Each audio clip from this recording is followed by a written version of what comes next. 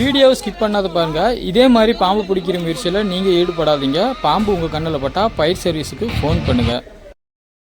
இப்போ இந்த செங்கலுக்குள்ளே பாம்பு பூந்துக்குச்சு அப்படின்னு சொல்லிட்டு நமக்கு ஃபோன் பண்ணியிருந்தாங்க. நாம் வந்திருக்கோம்.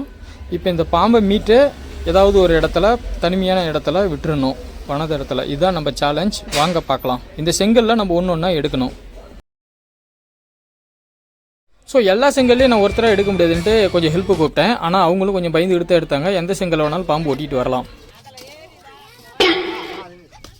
ஸோ அண்ணன் பாம்பு பார்த்துட்டாரு, கண்டுபிடிச்சிட்டாரு, இந்த இடத்துல தான் இருக்குது அப்படின்ட்டாரு. சரி, இப்போ நாம் போய் அடுத்தது அதை எப்படி பிடிக்கலாங்கிறத பார்ப்போம். வீடியோ ஸ்கிப் பண்ணாத பார்த்தா தான் இந்த பாம்பை நம்ம எப்படி பிடிக்கிறோங்கிறது தெரியும். சப்போஸ் உங்கள் வீட்டில் இந்த மாதிரி பூந்துச்சு அப்படின்னா நீங்கள் ஃபஸ்ட் எய்டாக என்ன பண்ணுங்கிறத இதை பார்த்தா தெரியும். டக்குன்னு அடித்து பிடிக்கிறதுனா ஈஸியாக பிடிச்சிட முடியும். ஆனால் அது எப்படியாவது காப்பாற்றி வெளியே விடணுங்கிற நோக்கத்தில் அதுக்கு அடிப்படாமல் மெதுவாக அது மேலே முதுகில் குச்சை வச்சு அழுத்தணும். அடுத்ததாக அது தலைமையில் இன்னொரு குச்சை வச்சு லேசாக அழுத்தி அப்படியே கையில் பிடிச்சிக்கணும். ஸோ கையை கடிக்காமல் பார்த்துக்கணும்.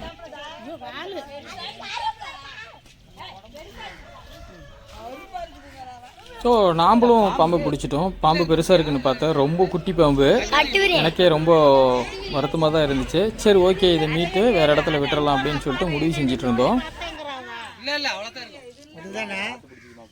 இருந்தாலும் இங்கிருந்து குட்டி பார்ப்பாங்க பெரியவங்கலாம். நாங்கள் பார்த்த பாம்பு இது இல்லை, இன்னொரு பாம்பு உள்ளே இருக்குமோன்ற சந்தேகத்தில் தான் இருந்தாங்க. இப்போ பிடிச்ச இந்த குட்டி பாம்பு பேர் கட்டு விரியன். இது பயங்கரமான விஷம், நல்ல பாம்புக்கு ஈக்குவலானது. ஆனால் இது குட்டி பாம்பு. ஆனால் இது கடித்தாலும் விஷம் இருக்கும். இருந்தாலும் எல்லோரும் சொல்கிறாங்கன்ட்டு அடுத்தது முனிப்பு மாமா போய் வேலையை ஸ்டார்ட் பண்ண ஆரம்பிச்சிட்டாரு. உள்ளே இருக்குமோ அப்படின்ற பயத்திலேயே இருந்தார். சரி, ஓகே, அவரும் கல்லெல்லாம் எடுக்கிறாருன்ட்டு அப்புறம் நாம்பளும் போய் கல்லை எடுக்க ஆரம்பிச்சிட்டோம். இதுக்கு மேலே தான் ஒரு முக்கியமான சம்பவமே இருக்குது. இருந்தாலும் இந்த ஒரு கையில் பாம்பு வச்சுக்கிட்டு என்னால் அங்கேயும் கவனம் செலுத்த முடியல, இங்கேயும் கவனம் செலுத்த முடியல. என்னால் அங்கே பார்த்துக்கிட்டே தான் இருந்தேன். நம்ம கேமராமேனு கொஞ்சம் லூஸ் ஸ்டாக் விட்டுட்டாரு, பாம்பு வெளியே வரதை எடுக்க முடியல. ஸோ ரெண்டாவது பாம்பு இதே இடத்துல இருந்துச்சு. அதை மறுபடியும் நம்ம பிடிக்க ட்ரை பண்ணோம். இந்த பாம்பு ஒரு சாக்குள்ளே போட்டு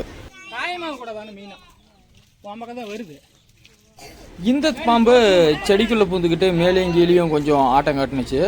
இருந்தாலும் டக்குன்னு பிடிச்சிட்டோம். ரொம்ப எளிமையான முறையில் இதையுமே கையில் பிடிச்சிட்டோம்.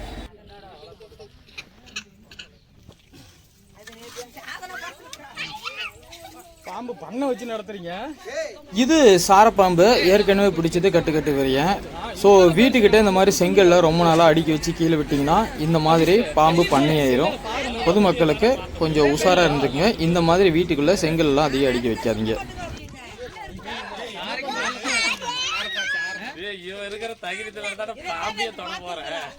இதுவுமே ஒரு பெரிய பாம்பு கிடையாது, சாரப்பாம்பு, கருஞ்சாரை ரகம்.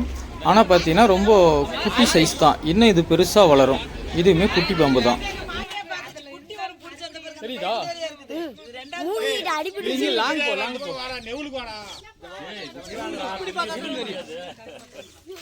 இப்போ நம்ம ஒரே இடத்துல 2 பாம்பு பிடிச்சிட்டோம். இதை என்ன பண்ண போகிறோம் அப்படின்னு பார்த்தீங்கன்னா, ஒரு வனப்பகுதியில், காட்டு பகுதியில் கொண்டு போய் இந்த பாம்பு குட்டியை 2மே விட்டுற போகிறோம்.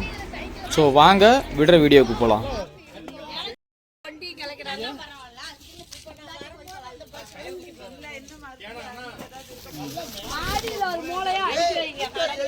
நாம் இப்போ பாம்பை விட போகிறோம், பார்த்துக்குங்க.